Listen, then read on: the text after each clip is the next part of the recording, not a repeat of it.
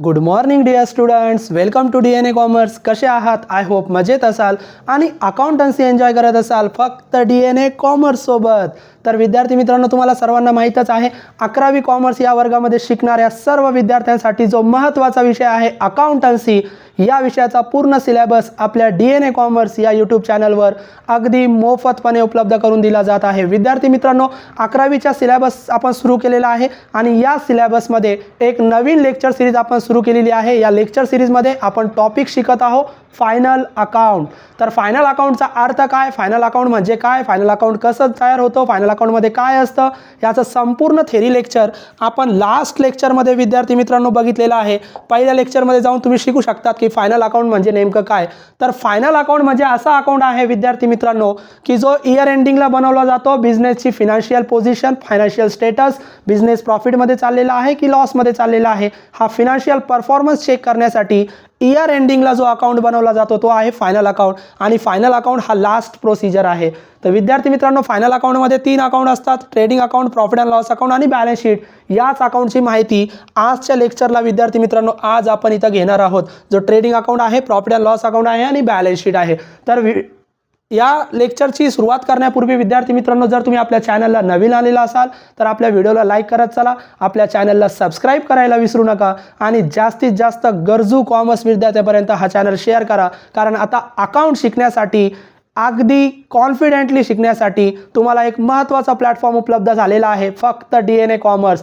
आम्हाला कनेक्ट करा आणि अकाउंट शिका अगदी मोफतपणे. तर विद्यार्थी मित्रांनो, आपण येऊया की फायनल अकाउंटवर जो प्रश्न तुम्हाला विचारला जाणार आहे, त्या प्रश्नामध्ये, त्या प्रॉब्लेममध्ये जो सोल्युशन तुम्ही तयार करणार, त्या सोल्युशनमध्ये तुम्ही 3 अकाउंट्स बनवणार: trading account, profit and loss account आणि बॅलन्स शीट. तर ट्रेडिंग अकाउंट काय असतं, प्रॉफिट अँड लॉस अकाउंट काय असतो, बॅलन्स शीट काय असते, त्याच्यामध्ये काय रेकॉर्ड करतात, या सगळ्यांची माहिती आजच्या लेक्चरमध्ये आपण घेणार आहोत. याच्यानंतर आपण ॲडजस्टमेंट शिकणार आहोत आणि नंतरच याचे प्रॅक्टिकल प्रॉब्लेम्स आपण सुरू करणार आहोत. म्हणजे प्रॅक्टिकल प्रॉब्लेम्स सुरू करण्यापूर्वी त्या प्रॉब्लेम्समध्ये काय आपण करणार आहोत, कसं आपण प्रॉब्लेम सोडवणार आहोत, याची सगळी डिटेल माहिती आपण अगोदरच लेक्चरमध्ये कव्हर करणार आहोत. म्हणून आपल्या प्रत्येक लेक्चरला फॉलो करा आणि या लेक्चर सिरीज पहिल्या लेक्चरपासून लास्ट लेक्चरपर्यंत पूर्ण बघा. तुम्ही फायनल अकाउंट तुमचा अगदी परफेक्टली तुम्ही सॉल्व्ह करणार. विद्यार्थी मित्रांनो, आज आपण माहिती घेऊया trading account, profit and loss account.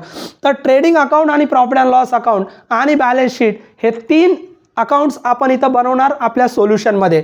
तर ट्रेडिंग अकाउंट हा अकाउंट आहे, प्रॉफिट अँड लॉस अकाउंट हा पण अकाउंट आहे. कोणता अकाउंट आहे, तर ट्रेडिंग अकाउंट आणि प्रॉफिट अँड लॉस अकाउंट हे दोन्ही पण नॉमिनल अकाउंट आहे. परंतु बॅलन्स शीट ही अकाउंट नाही आहे. बॅलन्स शीट ही स्टेटमेंट आहे, ज्याचं थेरीमध्ये मी तुम्हाला थेरी लेक्चरमध्ये शिकवलेलं आहे. तर आपण पहिले अगोदर माहिती घेऊया विद्यार्थी मित्रांनो ट्रेडिंग अकाउंट. इथं तुम्ही जर ऑब्झर्व केलं तर मी बघा आपण कॉलम अगोदर समजून घेऊया. ट्रेडिंग अकाउंटच्या डेबिट साईडला आणि क्रेडिट साईडला, म्हणजे इथं लेफ्ट साईड असेल डेबिट साईड आणि राईट साईड असेल क्रेडिट साईड. तशीच प्रॉफिट अँड लॉस अकाउंटची लेफ्ट साईड असेल डेबिट आणि राईट असेल क्रेडिट. तुम्ही 3 कॉलम तयार करायचे विद्यार्थी मित्रांनो. म्हणजे डेबिटला 3 कॉलम, क्रेडिटला 3 कॉलम, डेबिटला 3 कॉलम, क्रेडिटला 3 कॉलम. बॅलन्स शीटमध्ये पण तसेच 3 कॉलम 3 कॉलम. इकडे डेबिट क्रेडिट नसतं कारण हे स्टेटमेंट आहे. तर लेफ्ट साईडला 3 कॉलम, राईट साईडला 3 कॉलम. आता विद्यार्थी मित्रांनो, आपण 3 कॉलम कोणते बनवणार, तर कॉलमची माहिती थोडक्यात पहिले घेऊया. पहिला कॉलम आपला असणार पर्टिक्युलर्स आणि 2 कॉलम असणार आपले अमाऊंटचे. आता मी तात्पुरते फॉर्मॅट आपण शिकतोय म्हणून छोटे छोटे कॉलम बनवले. जेव्हा आपण सोल्युशन घेणार तेव्हा आपल्या अमाऊंटचे कॉलम थोडे मोठे असतील, ज्याच्यामध्ये आपल्या फिगर्स आपल्याला लिहिता आले पाहिजे. तर विद्यार्थी मित्रांनो, पहिला कॉलम पर्टिक्युलर्स, 2 कॉलम अमाऊंट. पहिला कॉलम पर्टिक्युलर्स, 2 कॉलम अमाऊंट. आता पहिला कॉलम जो अमाऊंटचा आहे आणि दुसरा कॉलम जो आहे याला काय म्हणतात, तरी हा जो पहिला कॉलम आहे त्याला म्हणतात इनर कॉलम, अमाऊंटचा इनर कॉलम, आणि हा झाला अमाऊंटचा आउटर कॉलम. मग इनर कॉलम आणि आउटर कॉलम का बरं सर तयार केले, तर लक्ष द्या, जेव्हा जेव्हा एखाद्या ट्रान्झॅक्शनवर ॲडजस्टमेंट असेल. आता तुम्ही म्हणणार सर ॲडजस्टमेंट काय आहे, तर त्याचं लेक्चरसुद्धा मी पुढच्या लेक्चरमध्ये घेणार आहे. ॲडजस्टमेंट जेव्हा असेल तेव्हा त्या ॲडजस्टमेंट ज्याच्यावर असेल त्याची व्हॅल्यू लिहिण्यासाठी आपण इनर कॉलम वापरणार. आणि एखाद्या ट्रान्झॅक्शनवर जर ॲडजस्टमेंट नसेल तर डायरेक्ट त्या ट्रान्झॅक्शनची अमाऊंट आपण डायरेक्ट आउटर कॉलमला लिहिणार. तर ॲडजस्टमेंट असेल तर आपण इनर कॉलमचा वापर करणार आणि ॲडजस्टमेंट नसेल तर डायरेक्ट आपली फिगर आपण कोणत्या कॉलममध्ये लिहिणार, आउटर कॉलममध्ये तुम्ही रेकॉर्ड करणार. उदाहरणार्थ, तुमच्या परचेसवर ॲडजस्टमेंट आहे तर परचेसची अमाऊंट तिथं तुम्ही इनरला लिहा. परचेसची अमाऊंट तुम्ही इनरला लिहा, परंतु परचेसची अमाऊंट तुम्ही इनरला लिहा, कारण त्याच्यावर ॲडजस्टमेंट आहे. समजा परचेसवर ॲडजस्टमेंट नसेल तर परचेसची अमाऊंट डायरेक्ट तुम्ही आउटरला लिहा. म्हणजे ॲडजस्टमेंट असेल तर इनरला लिहायची, ॲडजस्टमेंट नसेल तर आउटरला लिहायची. असंच प्रत्येक अकाउंटमध्ये करायचं आहे. आता दुसरं एक महत्त्वाचं, ट्रेडिंग अकाउंट आणि प्रॉफिट अँड लॉस अकाउंट हे नॉमिनल अकाउंट्स आहे. यांना डेबिट आणि क्रेडिट साईड असतात. या दोन्ही अकाउंटच्या डेबिटला जेव्हा तुम्ही एखादं ट्रान्झॅक्शन रेकॉर्ड करणार आहात तेव्हा डेबिटची सुरुवात नेहमी टू या शब्दाने करणार आहात. डेबिटची सुरुवात नेहमी टू या शब्दाने, बघा इथं तुम्हाला टू टू टू सगळं टू दिसतंय. आणि जेव्हा तुम्ही क्रेडिटला रेकॉर्ड करणार तेव्हा क्रेडिटच्या प्रत्येक नवीन ट्रान्झॅक्शनची सुरुवात तुम्ही बाय या शब्दाने करणार आहात. म्हणजे डेबिटला रेकॉर्ड करत असताना टू शब्दाचा वापर करा आणि क्रेडिटला रेकॉर्ड करत असताना बाय शब्दाचा वापर करा. आपण अगदी डिटेलमध्ये जातोय कारण 11वीला तुम्ही सोडवत आहात. 11वीलाच तुमचं फायनल अकाउंट परफेक्ट झालं असेल. आता मुलांना प्रश्न पडला असेल सर इथं टू आणि बाय दिसत नाही, तर मी तुम्हाला अगोदरच सांगितलं बॅलन्स शीट हा अकाउंट नाही आहे, याला डेबिट क्रेडिट नसतं, हे स्टेटमेंट आहे. And it shows only liabilities and asset of the business. मग डावी साईड जी असेल, डावी बाजू जी असेल ती लायबिलिटी असेल, उजवी बाजू आपली असेट असेल. आणि तुम्ही डायरेक्ट रेकॉर्ड करा, इथं टू आणि बाय या शब्दाचा वापर करायचा नाही. टू आणि बाय फक्त ट्रेडिंग अकाउंट आणि प्रॉफिट अँड लॉस अकाउंटमध्ये रेकॉर्ड करायची. हे झाली बेसिक माहिती की अमाऊंट कोणत्या कॉलममध्ये लिहायच्या, टू कुठे लिहायचं, बाय कुठं लिहायचं. आता ट्रेडिंग अकाउंटच्या खाली तुम्ही लिहिणार फॉर दी इयर एंडेड. जे डेट असेल ते तुम्हाला माहिती आहे, आपण इयर एंडेड म्हणजे 31 मार्चलाच बनवणार. मग 31 मार्च 2025 2026 जे असेल ते आत्ता आपण डॅश डॅश केलं आहे. तसंच प्रॉफिट अँड लॉस अकाउंटच्या खाली पण तुम्ही तसंच लिहिणार. प्रॉफिट अँड लॉस अकाउंटवरती नाव देणार, खाली लिहिणार profit for the year ended dash dash. परंतु बॅलन्स शीटच्या खाली तुम्ही फॉर दी इयर एंडेड म्हणणार नाही, ॲज ऑन त्या डेटला. मग ॲज ऑन 31 मार्च त्या तारखेला काय असेट आणि काय लायबिलिटीज आहे, काय पोझिशन आहे हे बॅलन्स शीट दाखवत असते. बॅलन्स शीट आहे ॲज ऑन. तर ही बेसिक माहिती झाली. आता आपण प्रत्यक्षात प्रत्येक एक अकाउंट समजून घेऊया. तर पहिला अकाउंट ट्रेडिंग अकाउंट आपण समजून घेऊया.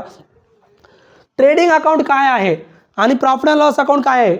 तर याच्यामधले सिमिलर मी तुम्हाला सांगितलं, सिमिलॅरिटी एक आहे.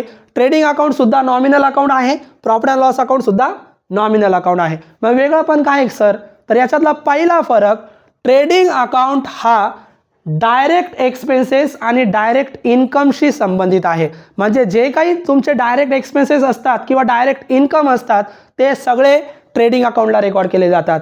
आणि प्रॉफिट अँड लॉस अकाउंट जो आहे विद्यार्थी मित्रांनो, तो इनडायरेक्ट एक्सपेन्सेस आणि इनडायरेक्ट इन्कमशी संबंधित आहे. म्हणजे जितके पण इनडायरेक्ट एक्सपेन्सेस आणि इनडायरेक्ट इन्कम्स त्या बिझनेसमध्ये होत असतात ते सर्व प्रॉफिट अँड लॉस अकाउंटला रेकॉर्ड केले जात असतात. हा पहिला फरक. दुसरा फरक काय, तर ट्रेडिंग अकाउंट जे बनवलं जातं ते फक्त आणि फक्त ग्रॉस प्रॉफिट किंवा ग्रॉस लॉस फाइंड आउट करण्यासाठी, शोधण्यासाठी. म्हणजे ट्रेडिंग अकाउंट बनवल्यानंतर आपल्याला या अकाउंटमधून फक्त ग्रॉस प्रॉफिट त्या व्यवसायाचा किंवा ग्रॉस लॉस हे माहीत होणार आहे. परंतु प्रॉफिट अँड लॉस अकाउंट जेव्हा तुम्ही बनवतात तेव्हा प्रॉफिट अँड लॉस अकाउंटमध्ये ग्रॉस प्रॉफिट आणि ग्रॉस लॉस शोधला जात नाही. तर प्रॉफिट अँड लॉस अकाउंटमध्ये आपण फाइंड आउट करतो नेट प्रॉफिट किंवा नेट लॉस. म्हणजे बिझनेसचा ग्रॉस प्रॉफिट आणि ग्रॉस लॉस जर शोधायचा असेल तर ट्रेडिंग अकाउंट बनवतात. बिझनेसमध्ये नेट प्रॉफिट आणि नेट लॉस जर शोधायचा असेल तर प्रॉफिट अँड लॉस अकाउंट बनवतात. हा झाला काही बेसिक फरक. त्याच्यानंतर या अकाउंटमध्ये ज्या दोन साईड आहे, डेबिट आणि क्रेडिट, याच्यामध्ये काय येतात, तर मी तुम्हाला अगोदरच सांगितलं ट्रेडिंग अकाउंट आणि प्रॉफिट अँड लॉस अकाउंट हे नॉमिनल अकाउंट आहे. मग नॉमिनल अकाउंटचा रूल आपण शिकलेलो आहे, गोल्डन रूल आपण शिकलो. नॉमिनल अकाउंटचा रूल काय, debit all expenses and losses. डेबिटमध्ये सगळे एक्सपेन्सेस आणि लॉसेस असतात. Credit all incomes and gains. क्रेडिटमध्ये सगळे इन्कम आणि गेन्स असतात, नफे प्रॉफिट वगैरे जे झालेलं असेल ते असतात. मग debit all expenses and losses, जितके पण खर्च त्या व्यवसायामध्ये होत असतात ते सर्व डेबिटला रेकॉर्ड होतात. जितकं पण लॉस त्या व्यवसायामध्ये होत असतं ते सर्व डेबिटला रेकॉर्ड होत असतं. कोणत्या अकाउंटला, ट्रेडिंग अकाउंट किंवा प्रॉफिट अँड लॉस अकाउंटला. Credit all incomes and gains, जितके पण त्या व्यवसायामध्ये इन्कम उत्पन्न मिळत असेल किंवा गेन होत असेल, फायदा होत असेल ते सर्व क्रेडिट साईडला रेकॉर्ड करतात ट्रेडिंग अकाउंट किंवा प्रॉफिट अँड लॉस अकाउंटच्या. तर हा झाला नॉमिनल अकाउंटचा नियम. तो नियम व्यतिरिक्त मी तुम्हाला हा एक रूल लिहून दिलेला आहे, तो प्रॉब्लेम सोडवताना आपण वापरणार आहोत. हा खूप महत्त्वाचा रूल आहे, तो मी तुम्हाला थोडक्यात समजून सांगणारच आहे. अगोदर आपण इथं बघूया डेबिटला काय येतं आणि क्रेडिटला काय येतं. तर लक्षात घ्या, डेबिटला येतात एक्सपेन्सेस. डेबिटला जितके पण खर्च आहे ते सगळे डेबिटला रेकॉर्ड होणार. आणि जितके पण इन्कम्स आहे ते क्रेडिटला रेकॉर्ड होणार आहेत.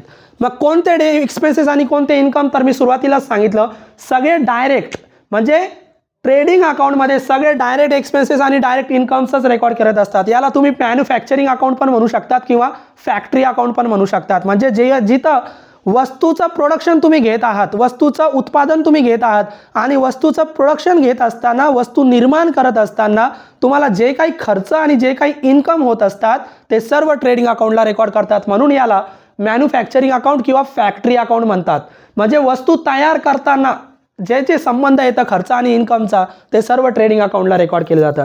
आणि वस्तू तयार झाल्यानंतर त्या वस्तूचं सप्लाय करणे, वस्तूची जे काही प्रोसेस असेल त्या संबंधित इनडायरेक्ट एक्सपेन्सेस आणि इनडायरेक्ट इन्कमसाठी प्रॉफिट अँड लॉस अकाउंट बनवला जातो. म्हणजे हा आपला फॅक्टरी अकाउंट म्हणून पण आपण ओळखू शकतो. आता ट्रेडिंग अकाउंटच्या डेबिटला काय रेकॉर्ड केलं जातं आणि क्रेडिटला काय रेकॉर्ड केलं जातं याची थोडक्यात माहिती तसं मी लिहून घेतलेलं आहे, इथं तुमच्या समोर आहे, तुम्ही नोटबुकमध्ये रेकॉर्ड करू शकतात. तर ट्रेडिंग अकाउंटच्या डेबिटची सुरुवात विद्यार्थी मित्रांनो नेहमी ओपनिंग स्टॉकनेच होणार. ट्रेडिंग अकाउंटच्या डेबिटच्या सुरुवातीला आपण जेव्हा सुरुवात करणार तेव्हा नेहमी टू ओपनिंग स्टॉक असंच आपण रेकॉर्ड करणार. ओपनिंग स्टॉकनेच आपण सुरुवात करणार. कोणत्या अकाउंटची? ट्रेडिंग अकाउंटची. ओपनिंग स्टॉक नंतर अजून काय लिहिलं जातं? परचेस आपण जो काही कच्चा माल वगैरे खरेदी करणार आहोत वस्तूसाठी तो परचेस इथं लिहिले जातात. परचेस केल्यानंतर जर काही माल खराब असेल तर तो आपण रिटर्न करून टाकणार. तर परचेस केलेला माल जर रिटर्न केला तर तो परचेसमधून वजा करायचा, त्याला म्हणतात परचेस रिटर्न. किंवा अजून एक शब्द आहे, तुम्ही नोट डाऊन करून ठेवू शकतात. परचेस रिटर्नला अजून एक शब्द आहे रिटर्न आउटवर्ड. तर रिटर्न आउटवर्ड म्हणजेच परचेस रिटर्न, ते परचेसमधूनच वजा करायचे, बाकी कुठूनच वजा करू नका. त्याच्यानंतर वेजेस म्हणजे मजुरी. मग जे काही वेजेस कर्मचाऱ्यांना मजुरी लेबरला दिली असेल ते वेजेस इकडे लिहायचं आहे ट्रेडिंग अकाउंटच्या डेबिटला. ट्रेडिंग अकाउंटच्या डेबिटला काय लिहितात ते आपण थोडक्यात बघून घेतोय. रॉयल्टी मानधन, त्याच्यानंतर कोल, गॅस, फ्युएल, गॅसचा वापर झालेला असेल, कोळशाचा वापर झालेला असेल किंवा इंधनाचा वापर झालेला असेल वस्तू निर्माण करण्यासाठी तर ते सुद्धा ट्रेडिंग अकाउंटच्या डेबिटला खर्च आहे तो आपला. त्याच्यानंतर फॅक्टरी, मी तुम्हाला सांगितलं हा फॅक्टरी अकाउंट आहे. मग फॅक्टरीशी संबंधित सर्व transaction, factory expenses, factory rent, factory lighting, हे सर्व फॅक्टरीशी संबंधित खर्च जेवढे आहे ते तुम्ही ट्रेडिंग अकाउंटच्या डेबिटला रेकॉर्ड करू शकतात. त्याच्यानंतर कस्टम ड्युटी सुद्धा ट्रेडिंग अकाउंटच्या डेबिटलाच रेकॉर्ड करा. कस्टम ड्युटी म्हणजे आपण जेव्हा आंतरराष्ट्रीय इंटरनॅशनल लेवलला वस्तूचा इम्पोर्ट एक्सपोर्ट करतो, आयात निर्यात करतो, म्हणजे दुसऱ्या देशातून आपल्या देशात माल पाठवणे असेल किंवा देशात माल पाठवणं असेल किंवा दुसऱ्या देशातून माल आपल्या देशात आणणं असेल, आयात निर्यात, तर त्या आयात निर्यातीवर जो काही कर आपण भरतो त्याला म्हणतात कस्टम ड्युटी. आणि तो टॅक्स सुद्धा ट्रेडिंग अकाउंटच्या डेबिटलाच रेकॉर्ड करायचा आहे. त्याच्यानंतर कॅरेज इनवर्ड नावाचा खर्च आहे विद्यार्थी मित्रांनो, तो सुद्धा ट्रेडिंग अकाउंटच्या डेबिटला रेकॉर्ड करायचं. दोन ट्रान्झॅक्शन कॅरेजचे येतात, मुलं तिथं कन्फ्यूज होतात, कॅरेज इनवर्ड आणि कॅरेज आउटवर्ड. तर लक्ष ठेवा, कॅरेज इनवर्ड नावाचा ट्रान्झॅक्शन जर आला तर तो इनवर्ड म्हणजे ट्रेडिंग अकाउंटच्या डेबिटला रेकॉर्ड करायचं. आणि कॅरेज आउटवर्ड सांगितलं, कॅरेज आउटवर्ड म्हणजे तुम्ही तुमच्या व्यवसायातून दुसरीकडे माल पाठवला. कॅरेज इनवर्ड म्हणजे दुसऱ्याकडून तुमच्या व्यवसायामध्ये माल आणला. तर कॅरेज इनवर्ड असेल तर ट्रेडिंग अकाउंटच्या डेबिटला रेकॉर्ड करा. कॅरेज आउटवर्ड असेल तर तो सुद्धा खर्च आहे, परंतु तो ट्रेडिंग अकाउंटऐवजी प्रॉफिट अँड लॉस अकाउंटला रेकॉर्ड करा. मग कॅरेज इनवर्ड ट्रेडिंग अकाउंटच्या डेबिटला, carriage outward profit and loss अकाउंटच्या डेबिटला. आणि इनवर्ड आणि आउटवर्ड काहीच नाही दिलं, फक्त कॅरेज शब्द दिलेला असेल प्रॉब्लेममध्ये, तर फक्त कॅरेज शब्द जर आला तर तो सुद्धा ट्रेडिंग अकाउंटच्या डेबिटलाच रेकॉर्ड करा. त्याच्यानंतर फ्रेट, आपण जेव्हा मालाची वाहतूक करतो तेव्हा त्या मालाची वाहतूक करण्यासाठी जे काही भाडं आपण देतो ते माल वाहतुकीचा खर्च, भाडं, त्याला म्हणतात फ्रेट. तर फ्रेट सुद्धा ट्रेडिंग अकाउंटच्या डेबिटलाच रेकॉर्ड करतात. तर ट्रेडिंग अकाउंटच्या डेबिटला काय काय रेकॉर्ड करतात हे 5-6 आयटम लक्षात ठेवा. ट्रेडिंग अकाउंटची डेबिट साईट तुम्हाला 100% सोडवता येईल. ट्रेडिंग अकाउंटच्या डेबिटची सुरुवात ओपनिंग स्टॉकने करतात. त्याच्यानंतर परचेसमधून काही माल खराब झालेला असेल तर परचेस रिटर्न वजा करून टाकायचे. Wages, royalty, coal, gas, fuel, फॅक्टरीशी संबंधित सर्व transaction, custom duty, carriage inward आणि फ्रेट, हे काही ठराविक ट्रान्झॅक्शन मी इथं दाखवले ते ट्रेडिंग अकाउंटच्या डेबिटला रेकॉर्ड करत असतात.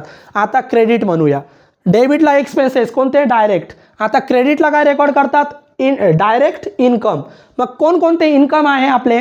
तर सेल्स वस्तू विकल्या असतील तर ते आपलं इन्कम आहे. तर ज्या ज्या वेळेस तुम्ही वस्तू खरेदी करणार परचेस करणार डेबिटला रेकॉर्ड करा. ज्या ज्या वेळेस आपण वस्तू विकणार क्रेडिटला रेकॉर्ड करा. कोणत्या अकाउंटला? ट्रेडिंग अकाउंटला. म्हणजे परचेस आणि सेल फक्त ट्रेडिंग अकाउंटलाच रेकॉर्ड करायचं, प्रॉफिट अँड लॉस अकाउंटला रेकॉर्ड करू नका. जसं परचेस केलेला माल जर खराब असेल तर आपण रिटर्न करतो, तसं सेल्स केलेला माल जर आपण जो विकला तो जर खराब निघाला तर तो आपल्याकडे रिटर्न येणार आहे. तर परचेस केलेला माल खराब असेल त्याचे रिटर्न त्याच्यामधून वजा होणार. सेल्सचे रिटर्न जर असतील तर सेल्सचे रिटर्न सेल्समधून वजा होणार. जसं मी परचेस रिटर्नला एक शब्द सांगितला होता रिटर्न आउटवर्ड, तसं सेल्स रिटर्नला पण एक शब्द आहे, नोट डाऊन करून ठेवा. रिटर्न इनवर्ड त्याला म्हणतात. रिटर्न आउटवर्ड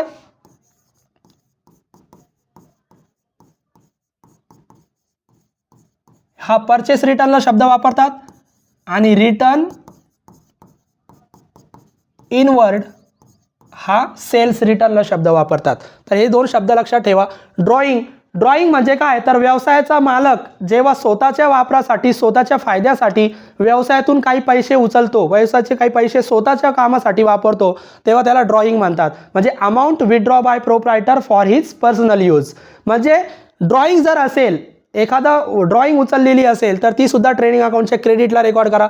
त्याच्यानंतर वस्तूंशी संबंधित तुमच्या वस्तूला आग लागली, वस्तू चोरी झाल्या, तर जे काही तुमच्या वस्तूला आग लागली, वस्तू चोरी झाल्या, त्या सगळ्या क्रेडिटला रेकॉर्ड करा. Goods loss by fire, goods म्हणजे वस्तू, मग वस्तू खराब झाल्या कशामुळे? आगीमुळे. गुड्स लॉस बाय थेफ्ट म्हणजे चोरी होणे, वस्तू चोरी गेल्या, तर वस्तू खराब झाल्या असतील व आगीमुळे चोरी झालेल्या असतील तर ट्रेडिंग अकाउंटच्या क्रेडिटला रेकॉर्ड करा. त्याच्यानंतर काही वस्तू आपण विकण्यासाठी सॅम्पल म्हणून देतो, goods distributed as free sample, तर वस्तू सॅम्पल म्हणून दिल्या असतील तर त्यासुद्धा ट्रेडिंग अकाउंटच्या क्रेडिटला रेकॉर्ड करा. आणि दुसरा बघा शेवटी क्लोजिंग स्टॉक. सुरुवात ओपनिंग स्टॉक आणि इकडं क्रेडिटची एंडिंग होते क्लोजिंग स्टॉकने. म्हणजे दोन प्रकारचे स्टॉक असतात प्रॉब्लेममध्ये, ओपनिंग स्टॉक आणि क्लोजिंग स्टॉक. हे दोन्ही पण स्टॉक ट्रेडिंग अकाउंटलाच रेकॉर्ड करायचे. ओपनिंग स्टॉक इथं डेबिटला सुरुवातीला रेकॉर्ड करायचं आणि क्लोजिंग स्टॉक क्रेडिटला रेकॉर्ड करायचं शेवटी. तर या पद्धतीने ट्रेडिंग अकाउंट आपण पूर्ण केला. विद्यार्थी मित्रांनो, ट्रेडिंग अकाउंट रेकॉर्ड झाल्यानंतर ट्रेडिंग अकाउंटला तुम्ही क्लोज करणार, म्हणजे याचा टॅली करणार. मग ट्रेडिंग अकाउंटची डेबिट साईड आणि क्रेडिट साईड दोन्हीची टोटल तुम्ही चेक करणार आणि दोन्हीपैकी जी जास्त असेल त्या साईडला तुम्ही क्लोज करणार. उदाहरणार्थ आपली क्रेडिट साईडची टोटल जास्त भरती कोणत्या कॉलमची बघायची? आउटर कॉलमची, कारण आपला महत्त्वाचा कॉलम आउटर कॉलम आहे. मग आउटर कॉलमला आपण टोटल करणार. मग आउटर कॉलमची टोटल चेक करा. क्रेडिटची टोटल समजा तुमची 1 लाख रुपये आली, क्रेडिटची टोटल 1 लाख रुपये आली आणि डेबिटची टोटल 60,000 रुपये आली, तर जी साईड जास्त असेल त्या साईडला टोटल करणार. मग कोणती जास्त आहे? क्रेडिट. मग क्रेडिटला आपण टोटल करणार 1 लाख, तीच टोटल आपण इकडे डेबिटला लिहिणार 1 लाख आणि ज्या साईडला तुमची टोटल कमी होती त्या साईडला येणार डिफरन्स. मग कोणती साईड कमी होती? डेबिट, तर डेबिटला डिफरन्स येणार आणि डेबिटला ज्या ज्या वेळेस डिफरन्स येईल तेव्हा त्याला नाव द्यायचं ग्रॉस प्रॉफिट. म्हणजे तुमची क्रेडिट साईड जास्त असेल आणि डेबिटला फरक येत असेल तर तुम्ही त्याला नाव द्या ग्रॉस प्रॉफिट. आणि उलट करूया आपण, डेबिटची टोटल जास्त भरली तर डेबिटची टोटल जास्त भरली तर आपण ती टोटल क्रेडिटला लिहिणार आणि क्रेडिटला डिफरन्स येणार, तर क्रेडिटला जो डिफरन्स येईल त्याला म्हणा ग्रॉस लॉस. म्हणजे क्रेडिट जास्त आहे, इन्कम जास्त आहे एक्सपेन्सेसपेक्षा, तर तुम्हाला प्रॉफिट होणार. एक्सपेन्सेस डेबिट जास्त आहे इन्कमपेक्षा, तर तो एक्सपेन्सेस जास्त आहे म्हणजे तुम्हाला लॉस होणार. तर या पद्धतीने ट्रेडिंग अकाउंट तुम्ही क्लोज करू शकतात विद्यार्थी मित्रांनो. म्हणजे क्लोज केल्यानंतर क्रेडिट साईड जास्त असेल तर डेबिटला फरक येणार, त्याला नाव द्या ग्रॉस प्रॉफिट. डेबिट साईड जास्त असेल तर डिफरन्स येणार क्रेडिटला, त्याला नाव द्या ग्रॉस लॉस. हा ट्रेडिंग अकाउंट आपण क्लोज केला. आता ट्रेडिंग अकाउंट नंतर प्रॉफिट अँड लॉस अकाउंट आहे. प्रॉफिट अँड लॉस अकाउंटला काय करायचं? तर प्रॉफिट अँड लॉस अकाउंट सोडवत असताना डेबिट आणि क्रेडिटला एक लाईन आपण सोडून देणार. कशासाठी? ट्रेडिंग अकाउंटचा आलेला फरक जो काही असेल ग्रॉस प्रॉफिट किंवा ग्रॉस लॉस, जो काही फरक आलेला असेल तो ट्रेडिंग अकाउंटचा फरक तुम्ही कोणत्या अकाउंटला ट्रान्सफर करा? प्रॉफिट अँड लॉस अकाउंटला. म्हणजे हा जो काही फरक आहे तो तुम्हाला कुठे ट्रान्सफर करायचा आहे? प्रॉफिट अँड लॉस अकाउंटला.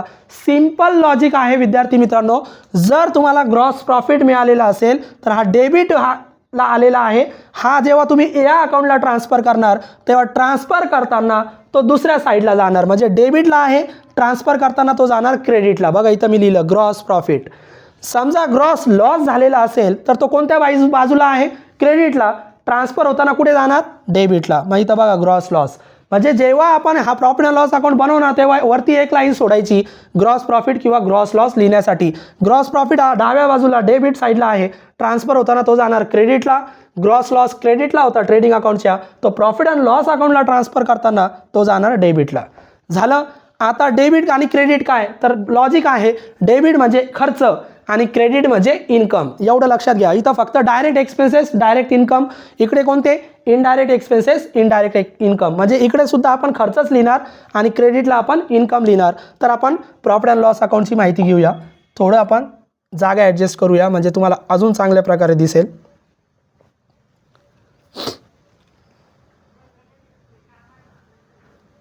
प्रॉफिट अँड लॉस अकाउंटची माहिती आपल्याला घ्यायची आहे. आता प्रॉफिट अँड लॉस अकाउंट हा सुद्धा फायनल अकाउंटमधला एक खूप महत्त्वाचा अकाउंट आहे विद्यार्थी मित्रांनो. आणि प्रॉफिट अँड लॉस अकाउंट हा आपण बनवत असताना काय काळजी घेणार, तर त्याच्यामध्ये काय काय ट्रान्झॅक्शन येतात ते आपण थोडक्यात इथं बघूया. फक्त अगोदर आपण जागा ॲडजस्ट करून घेऊया म्हणजे तुम्हाला ते व्यवस्थित समजेल. आता इकडे तुम्ही बघू शकतात हा आहे प्रॉफिट अँड लॉस अकाउंट. डेबिटला आपण लिहिणार खर्च आणि क्रेडिटला लिहिणार इन्कम. फक्त कोणते खर्च आणि कोणते इन्कम, तर इकडे लिहिणार इनडायरेक्ट एक्सपेन्सेस, इकडे लिहिणार इनडायरेक्ट इन्कम्स. आता कोणकोणते खर्च असतात जे वस्तूचे निर्माण करताना आपल्याला नाही करत, आपण इनडायरेक्टली करावे लागतात. Salaries and wedges. वेजेस जर शब्द आला फक्त वेजेस तर ट्रेडिंग अकाउंटच्या डेबिटला लिहितात. आणि सॅलरी जर शब्द आला, सॅलरी म्हणजे वेतन, वेजेस म्हणजे मजुरी, मग मजुरी आपण ट्रेडिंग अकाउंटच्या डेबिटला लिहितो. परंतु सॅलरी जर असेल पगार कर्मचाऱ्यांचा वेतन, तर सॅलरी नेहमी प्रॉफिट अँड लॉस अकाउंटला लिहायचं आहे. हा फरक लक्षात घ्या. वेजेस ट्रेडिंग अकाउंटला रेकॉर्ड करायचं, सॅलरी प्रॉफिट अँड लॉस अकाउंटला. कोणत्या साईडला, डेबिट साईडला, कारण तो खर्च आहे. समजा जॉईंट शब्द दिला आणि त्या जॉईंट शब्दामध्ये सॅलरी आणि वेजेस असा शब्द दिला तर पहिला शब्द चेक करा, पहिला शब्द कोणता आहे, सॅलरी, तर सॅलरी आपण प्रॉफिट अँड लॉस अकाउंटला लिहिणार. जॉईंट शब्द दिला आणि जॉईंट शब्दाची सुरुवात झाली वेजेस अँड सॅलरी, पहिला शब्द बघा वेजेस, मग वेजेस कुठे रेकॉर्ड करतात, ट्रेडिंग अकाउंटच्या डेबिटला, या पद्धतीने. त्याच्यानंतर इन्शुरन्स, विमा असेल, इन्शुरन्स आपण प्रॉफिट अँड लॉस अकाउंटच्या डेबिटला लिहिणार. कमिशन दिलेलं असेल, कमिशन आपण प्रॉफिट अँड लॉसच्या अकाउंटच्या डेबिटला लिहिणार. रेंट, रेंट म्हणजे भाडं, रेट्स आणि टॅक्सेस हे खर्च असतील तर प्रॉफिट अँड लॉस अकाउंटच्या डेबिटला लिहा. Bank charges, audit fee, advertisement जाहिरातीचा खर्च असेल, प्रिंटिंग आणि स्टेशनरीचा खर्च असेल, डेप्रिसिएशन आपण शिकलेलो आहे सेपरेट टॉपिक, तर डेप्रिसिएशन म्हणजे जो काही घसारा आहे असेटचा लॉस झालेला, तो डेप्रिसिएशनसुद्धा तुमचा खर्चच आहे, लॉसच आहे, तो प्रॉफिट अँड लॉस अकाउंटच्या डेबिटला रेकॉर्ड करतात. बॅड डेब्ट्स म्हणजे बुडीत कर्ज, असे अमाऊंट जे आपण बुडाले असं गृहीत धरलं, म्हणजे एखाद्या व्यक्तीला मी 5,000 रुपये दिले आणि त्या व्यक्तीने मला 3,000 रुपये रिटर्न केले, 2,000 रुपये बाकी आहे, पण मी त्याला 10 वेळेस कॉल करतोय, 10 वेळेस मागतोय, पण तो काय मला काही पैसे देत नाहीये, तर मी असं गृहीत धरलं आता माझे 2,000 रुपये बुडाले. म्हणजे 5,000 दिले होते, त्याच्यापैकी त्याने 3,000 तर दिले, पण 2,000 तो काही अजून देत नाहीये. तर बिझनेसमध्ये पण असं असतं, काही रक्कम अशी गृहीत धरली जाते की आता ती बुडाली, बॅड डेब्ट्स म्हणून रेकॉर्ड केले जातात. तर ते बुडालेले पैसे बॅड डेब्टसुद्धा खर्च किंवा लॉस म्हणून तुम्ही प्रॉफिट अँड लॉस अकाउंटच्या डेबिटलाच रेकॉर्ड करायचं आहे. त्याच्यानंतर इंटरेस्ट, व्याज आहे. इंटरेस्ट पेड, पेड म्हणजे देणे, व्याज जर दिला असेल तर तो खर्च आहे, प्रॉफिट अँड लॉस अकाउंटच्या डेबिटला लिहा. इलेक्ट्रिसिटी चार्जेस, टेलिफोन चार्जेस असे भरपूर खर्च प्रॉफिट अँड लॉस अकाउंटच्या डेबिटला लिहितात. आपण सॅम्पल म्हणून काही खर्च घेतलेले आहे, सगळे खर्च प्रॉफिट अँड लॉस अकाउंटच्या डेबिटला. आता जसे खर्च डेबिटला लिहितात तसे इन्कम जर झाले असतील, इन्कम उत्पन्न, तर ते इन्कम क्रेडिटला लिहायचे. मग कोणकोणते इन्कम होऊ शकतात बघा. रेंट तुम्ही दिला तर तुमचा खर्च आहे, पण रिसिव्ड म्हणजे मिळणे, रेंट जर आपल्याला मिळाला, रेंट रिसिव्ड भाडं मिळालं तर तो आपला इन्कम आहे, प्रॉफिट अँड लॉस अकाउंटच्या क्रेडिटला रेकॉर्ड करा. कमिशन जर तुम्ही पेड केला तर खर्च आहे, कमिशन जर तुम्ही पेड केला तर बघा इथं डेबिटला लिहिलं खर्च, पण कमिशन रिसिव्ड सांगितलं, कमिशन रिसिव्ड, कमिशन मिळालं असेल तर कमिशन रिसिव्ड तुम्ही इन्कम म्हणून रेकॉर्ड करा प्रॉफिट अँड लॉस अकाउंटच्या क्रेडिटला. त्याच्यानंतर इंटरेस्ट बघा इथं पण लिहिलं होतं आपण, इंटरेस्ट, व्याज दिला असेल तर खर्च आहे, परंतु व्याज जर मिळाला, इंटरेस्ट रिसिव्ड, तर तो आपला इन्कम आहे. म्हणजे हे 3 ट्रान्झॅक्शन असे आहे, डिस्काउंट, इंटरेस्ट आणि कमिशन. हे जर तुम्ही दिले तर ते तुमची खर्च म्हणून रेकॉर्ड करा आणि हे जर तुम्हाला मिळाले रिसिव्ड तर तुम्ही इन्कम म्हणून रेकॉर्ड करा. कोणत्या अकाउंटला, प्रॉफिट अँड लॉस अकाउंटला.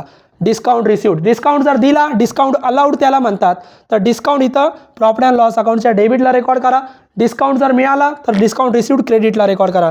मिसलेनियस इन्कम, काही इन्कम होत असतात मिसलेनियस इन्कम बिझनेसला, तर ते इन्कम क्रेडिटला रेकॉर्ड करा. सन्ड्री इन्कम, त्याच्या नावातच इन्कम आहे, सन्ड्री इन्कम, इतर काही प्रकारचे उत्पन्न असतात, ते सगळे इन्कम क्रेडिटला रेकॉर्ड करा. आता आपण ट्रेडिंग अकाउंट क्लोज केलं होतं. क्लोज करण्याची पद्धत मी तुम्हाला शिकवली. जी साईड जास्त असेल त्या साईडला क्लोज करा, दुसऱ्या साईडला डिफरन्स येणार. समजा आता प्रॉफिट अँड लॉस अकाउंट आपण क्लोज करू आणि प्रॉफिट अँड लॉस अकाउंटचा असं गृहीत धरा, आउटर कॉलमची टोटल आपण करतो, तर क्रेडिट साईड जास्त आहे. कोणती साईड जास्त आहे? क्रेडिट. तर जी टोटल तुमची क्रेडिटची असेल तीच टोटल तुम्ही इथं डेबिटला रेकॉर्ड करायची. आता क्रेडिट जास्त होती म्हणजे फरक येणार डेबिटला. ज्या वेळेस प्रॉफिट अँड लॉस अकाउंटच्या डेबिटला डिफरन्स येणार तेव्हा तुम्ही त्याला नाव द्या नेट प्रॉफिट. आणि जर डेबिट साईड जास्त असेल तर ती टोटल तुम्ही क्रेडिटला लिहा. डेबिट जास्त म्हणजे डिफरन्स येणार क्रेडिटला, आणि ज्या वेळेस क्रेडिटला डिफरन्स येणार तेव्हा त्याला तुम्ही म्हणा नेट लॉस. म्हणजे बघा, प्रॉफिट अँड लॉस अकाउंटच्या डेबिटला जर डिफरन्स येत असेल तर नेट प्रॉफिट, आणि क्रेडिटला जर डिफरन्स येत असेल तर नेट लॉस. ट्रेडिंग अकाउंटच्या डेबिटला डिफरन्स आला होता ग्रॉस प्रॉफिट, क्रेडिटला डिफरन्स आला होता ग्रॉस लॉस. आता आपण या ग्रॉस प्रॉफिट आणि ग्रॉस लॉसचं काय केलं होतं, तर ट्रेडिंग अकाउंटला जो काही ग्रॉस प्रॉफिट आणि ग्रॉस लॉस मिळतो तो आपण प्रॉफिट अँड लॉस अकाउंटला ट्रान्सफर करतो. पण प्रॉफिट अँड लॉस अकाउंटला जो नेट प्रॉफिट आणि नेट लॉस आहे तो कुठं ट्रान्सफर करायचा, तर लक्ष द्या विद्यार्थी मित्रांनो, नेट प्रॉफिट किंवा नेट लॉस जो काही मिळेल तो नेट प्रॉफिट किंवा नेट लॉस तुम्ही बॅलन्स शीटला ट्रान्सफर करा कॅपिटलमध्ये, लायबिलिटी साईडला. म्हणजे जो काही नेट प्रॉफिट किंवा नेट लॉस मिळालेला असेल तो आपण बॅलन्स शीटच्या लायबिलिटी साईडला कॅपिटलमध्ये ट्रान्सफर करणार आहोत. लक्षात घ्या, आता बॅलन्स शीटची माहिती आपण घेणारच आहोत. तर बॅलन्स शीटच्या लायबिलिटी साईडला कोणता फरक, नेट प्रॉफिट किंवा नेट लॉस. दोन अकाउंट आपले विद्यार्थी मित्रांनो झाले. आता आपण माहिती घेऊया बॅलन्स शीटची. तर बॅलन्स शीट आपण बघूया.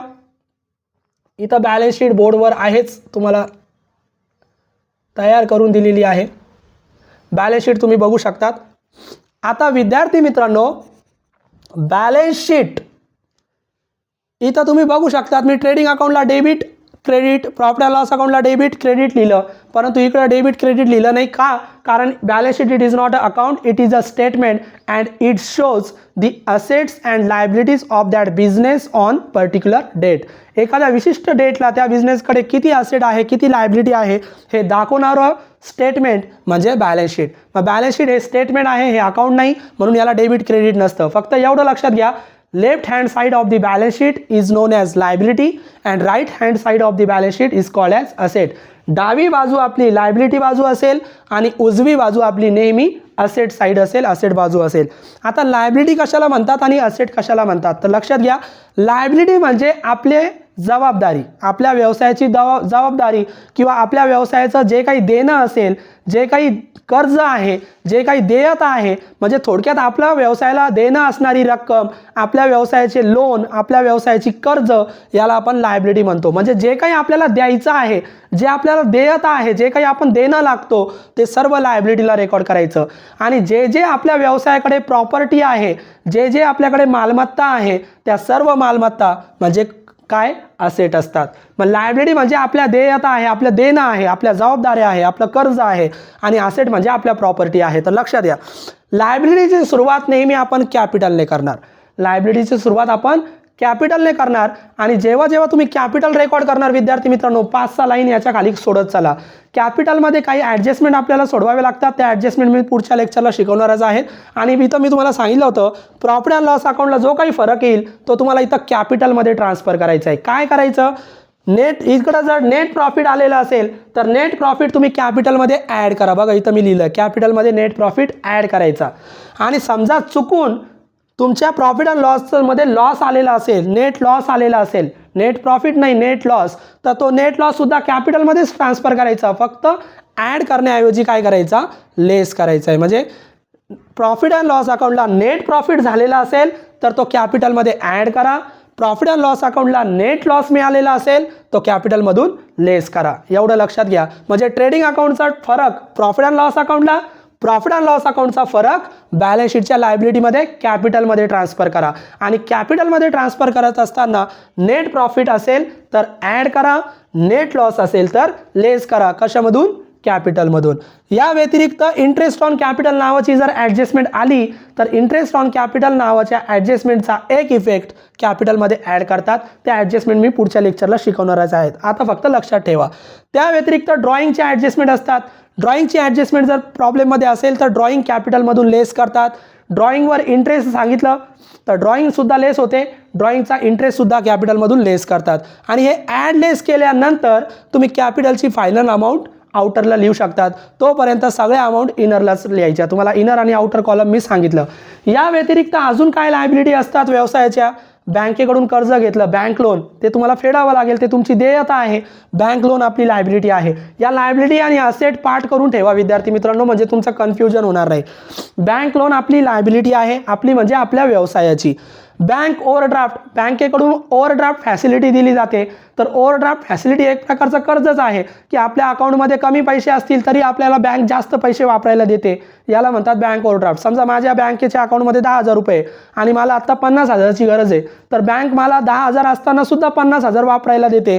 याला म्हणतात ओव्हरड्राफ्ट. मग ते 50,000 मी वापरायला घेतलेले ते मला द्यावे लागतील, ते माझी जबाबदारी आहे. कुठे रेकॉर्ड करायची? लायबिलिटीला. त्या व्यतिरिक्त सन्ड्री क्रेडिटर्स, सावकार, सन्ड्री क्रेडिटर्स, जे काही कर्ज आपण त्याच्याकडून घेतो ते क्रेडिटरसुद्धा आपली लायबिलिटी आहे. त्याच्यानंतर बिल्स पेबल, दोन प्रकारचे बिल असतात या प्रॉब्लेममध्ये, बिल्स पेबल आणि बिल्स रिसिवेबल. तर मुलं नेहमी कन्फ्यूज होतात, तर लक्षात घ्या, ज्या वेळेस बिल्स पेबल सांगितलं जाईल, बिल्स पेबल म्हणजे द्यायचं आहे, पेबल देणं, तर बिल्स पेबल लायबिलिटी म्हणून रेकॉर्ड करा. आणि बिल्स रिसिवेबल मिळणार आहे, जो बिल तुम्हाला मिळणार आहे तो तुम्ही असेट म्हणून रेकॉर्ड करा. बघा इथं बिल्स रिसिवेबल म्हणजे बिल्स पेबल लायबिलिटी म्हणून रेकॉर्ड करणार आणि बिल्स रिसिवेबल असेट म्हणून रेकॉर्ड करणार. त्या व्यतिरिक्त आउटस्टँडिंग ही ॲडजस्टमेंट आहे. काही ॲडजस्टमेंट विचारल्या जातात आउटस्टँडिंगच्या, तर त्या आउटस्टँडिंगच्या ॲडजस्टमेंटचा एक इफेक्ट आपल्याला लायबिलिटीला रेकॉर्ड करावा लागतो. ती ॲडजस्टमेंट पुढच्या लेक्चरला मी शिकवेलच. आता तुम्हाला लायबिलिटी समजल्या असतील. या सगळ्या आपल्याला द्यायच्या आहे, आपल्या देणं आहे. आता असेट, जे काही आपल्याकडे प्रॉपर्टी आहे, जी काही आपली मालमत्ता आहे, त्या सगळ्या मालमत्ता आपण कुठे रेकॉर्ड करणार? असेट साईडला. तर कोणकोणत्या आपल्या मालमत्ता आहे? फर्निचर, आपल्या व्यवसायामध्ये जे काही फर्निचर असेल ती आपली असेट आहे. प्लांट अँड मशनरी, प्लांट आहे, मशनरी आहे, आपल्या असेट आहे. लँड, जमीन, बिल्डिंग, यासुद्धा आपल्या असेट आहे, आपल्या प्रॉपर्टी आहे. मोटर कार, कार असेल किंवा व्हेकल त्याला म्हणतात, वाहन, कोणताही वाहन असेल तर मोटर कार, व्हेकल आपल्या असेट आहे, आपल्या प्रॉपर्टी आहे. तर सगळ्या प्रॉपर्टी असेट म्हणून रेकॉर्ड करा. डेटर्स आणि क्रेडिटर्स, क्रेडिटर्स म्हणजे सावकार ज्याच्याकडून आपण कर्ज घेतो ते लायबिलिटीला रेकॉर्ड करतात. डेटर्स म्हणजे आपण काही वस्तू उधारीवर विकतो आणि त्या उधारीवर विकल्यानंतर ते पैसे आपल्याला नंतर भविष्यामध्ये मिळणार आहे, तर तेव्हा आपण त्याला डेटर्सशी संबंध आपण त्याचा जोडतो. तर डेटर्स म्हणजे आपल्याला भविष्यात ते पैसे मिळणार आहे, तर डेटर्स आपण असेट म्हणून रेकॉर्ड करणार. गुडविल ही सुद्धा असेट आहे, पण ती इनटँजिबल असेट आहे, डोळ्याने दिसत नाही, पण ती असेट आहे म्हणून असेटला रेकॉर्ड करा.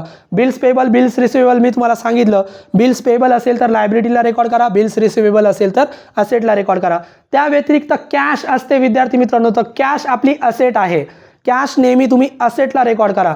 दोन प्रकारच्या कॅश असतात, शक्यतो तुम्हाला वारंवार विचारल्या जातात, कॅश इन हँड आणि cash at bank. Cash in hand म्हणजे जी तुमच्याकडे आत्ता आहे सध्या, आणि कॅश ॲट बँक म्हणजे जी काही बँकेत आहे. तर या दोन्ही कॅश जे काही असतील ते तुम्ही असेट म्हणून रेकॉर्ड करा, कॅश इन हँड आणि कॅश ॲट बँक. त्या व्यतिरिक्त क्लोजिंग स्टॉक ही ॲडजस्टमेंट आहे. बरेच विद्यार्थी म्हणतील सर आपण क्लोजिंग स्टॉक तर इथं लिहिलं होतं, तर क्लोजिंग स्टॉक ट्रेडिंग अकाउंटलाच लिहितात, पण क्लोजिंग स्टॉक ही ॲडजस्टमेंट असते आणि ॲडजस्टमेंटचे दोन इफेक्ट करावे लागतात, म्हणून त्याचा दुसरा इफेक्ट असेटला रेकॉर्ड करतात की तेवढा स्टॉक आपल्याकडे शिल्लक आहे म्हणजे तो आपलाच असेट आहे. त्या व्यतिरिक्त जशी आउटस्टँडिंगची ॲडजस्टमेंट येते ती लायबिलिटीला रेकॉर्ड करतात, तशीच प्रीपेडची ॲडजस्टमेंट येते एक्सपेन्सेसवर, आणि ती प्रीपेडची ॲडजस्टमेंट असेटला आपल्याला रेकॉर्ड करावी लागते. तर ती ॲडजस्टमेंट मी ॲडजस्टमेंट शिकवताना तुम्हाला सांगणार आहे. आता विद्यार्थी मित्रांनो, कोणत्या असेट आहे त्या मी तुम्हाला सगळ्या सांगितल्या, कोणत्या लायबिलिटी आहे त्या सांगितल्या. जे जे आपण देणं लागतो ते सगळे लायबिलिटीला रेकॉर्ड करा, जे आपल्या मालमत्ता आहे, जे आपल्या प्रॉपर्टी आहे त्या सगळ्या असेटला रेकॉर्ड करा. आता इथं तुम्ही एक ऑब्झर्व केलं असेल, ट्रेडिंग अकाउंटला क्लोज केल्यानंतर ट्रेडिंग अकाउंट टॅली होत नाही आहे. ट्रेडिंग अकाउंटला कुठेतरी फरक येतोय. डेबिटला फरक आला तर आपण ग्रॉस प्रॉफिट म्हणतो, क्रेडिटला फरक आला तर ग्रॉस लॉस म्हणतो. तसंच प्रॉफिट अँड लॉस अकाउंटचा आहे, हा सुद्धा अकाउंट टॅली होत नाही आहे, म्हणजे कुठेतरी फरक येतोय. डेबिटला फरक आला तर आपण नेट प्रॉफिट म्हणतोय आणि क्रेडिटला फरक आला तर आपण नेट लॉस म्हणतो. परंतु विद्यार्थी मित्रांनो, जेव्हा तुम्ही बॅलन्स शीट क्लोज करणार, म्हणजे हा अकाउंट क्लोज केल्यानंतर तुम्हाला डिफरन्स मिळणार आहे. Profit and loss account close केल्यानंतर सुद्धा डिफरन्स येणार आहे, परंतु जेव्हा तुम्ही बॅलन्स शीट क्लोज करणार तेव्हा बॅलन्स शीट क्लोज करताना डिफरन्स येत नाही. बॅलन्स शीट ही तुमची शेवटी बॅलन्स शीट ही शेवटी तुमची टॅली झाली पाहिजे. बॅलन्स शीट शेवटी टॅली झाली पाहिजे, म्हणजे दोन्ही साईडला जी काही अमाऊंट तुमची येणार आउटर कॉलमची, कोणत्या कॉलमची, आउटर कॉलमची, ती सेम असली पाहिजे. म्हणजे जेवढी अमाऊंट लायबिलिटीची आहे तेवढीच अमाऊंट असेटची आली पाहिजे. तर याचा अर्थ बॅलन्स शीट टॅली झालं, आणि बॅलन्स शीट टॅली झालं तर प्रॉब्लेम संपला. म्हणजे शेवटी आपली बॅलन्स शीट टॅली झाली पाहिजे. म्हणजे both the sides should be equal.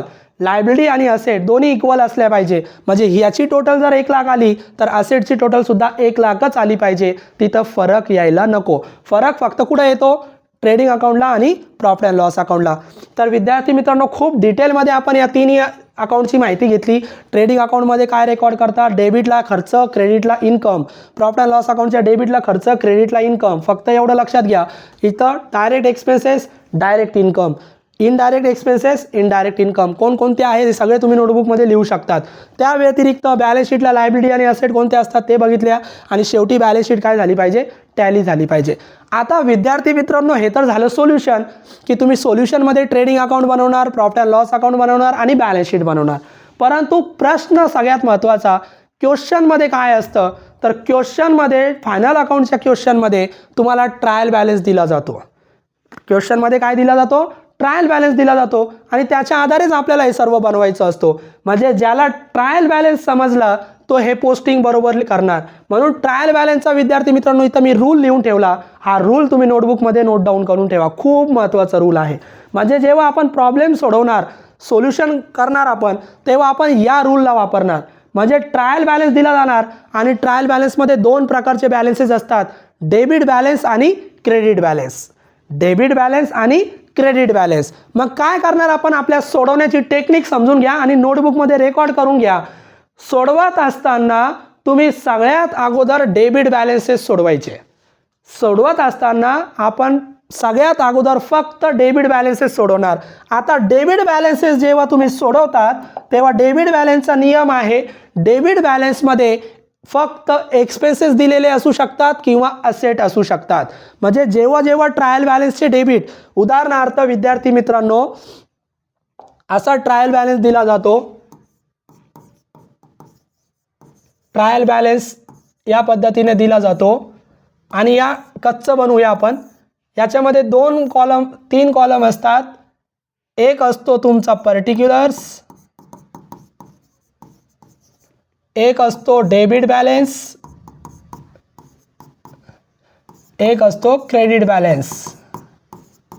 असा ट्रायल बॅलन्स दिला जातो. तुम्ही काय करायचं आहे विद्यार्थी मित्रांनो, सोडवत असताना सर्व डेबिट पहिले सोडवा, त्याच्यानंतर सर्व क्रेडिट सोडवा. आणि नियम काय आहे, तर मी इथं नियम तुम्हाला सांगतो.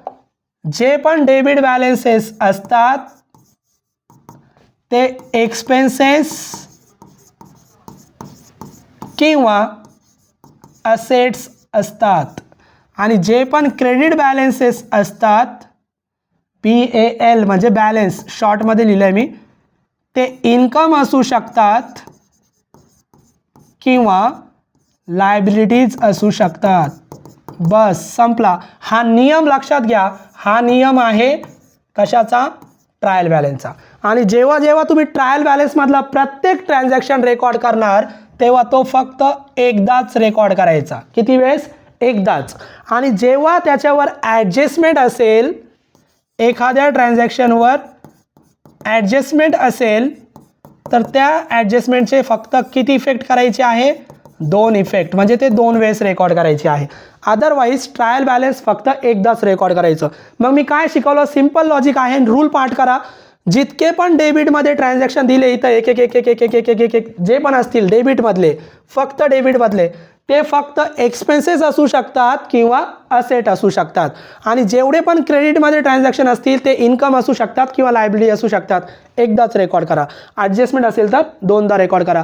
काय करायचं, टेक्निक तुम्हाला सांगतो शेवटचं, समजून घ्या. पुढच्या लेक्चरला आपण ॲडजस्टमेंट बघूया.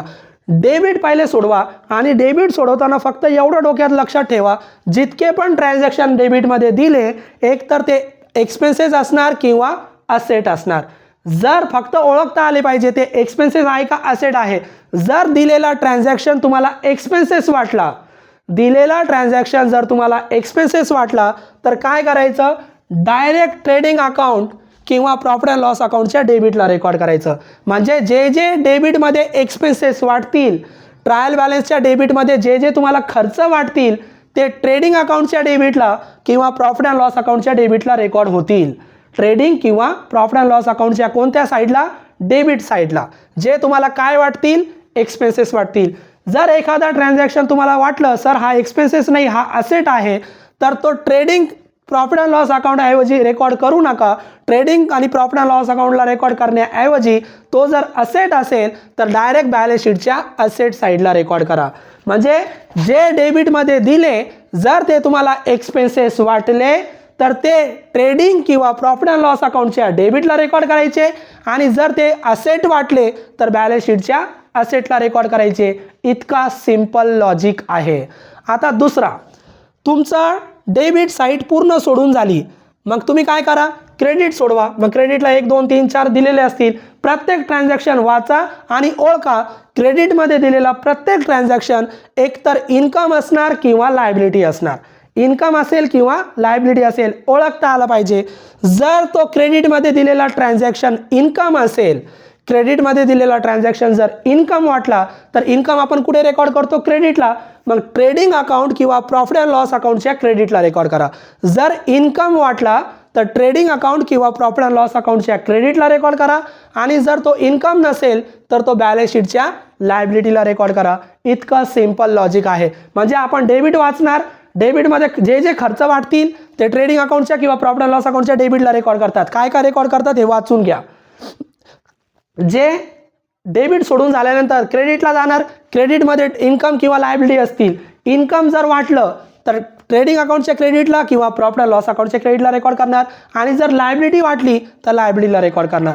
कोणते इन्कम आहे, कोणते असेट आहे, कोणते लायबिलिटी आहे सर्व लिहून दिलेलं आहे. एकदा वाचा. आता हे जेवढे पण डेबिटला दिले नाहीत सगळे ट्रान्झॅक्शन हे सगळेच्या सगळे ट्रायल बॅलन्सच्या कुठं असतील, डेबिटमध्ये असतील. हे जितक्या पण असेट दिसत आहे या सगळ्या असेट ट्रायल बॅलन्सच्या डेबिटमध्ये असतील.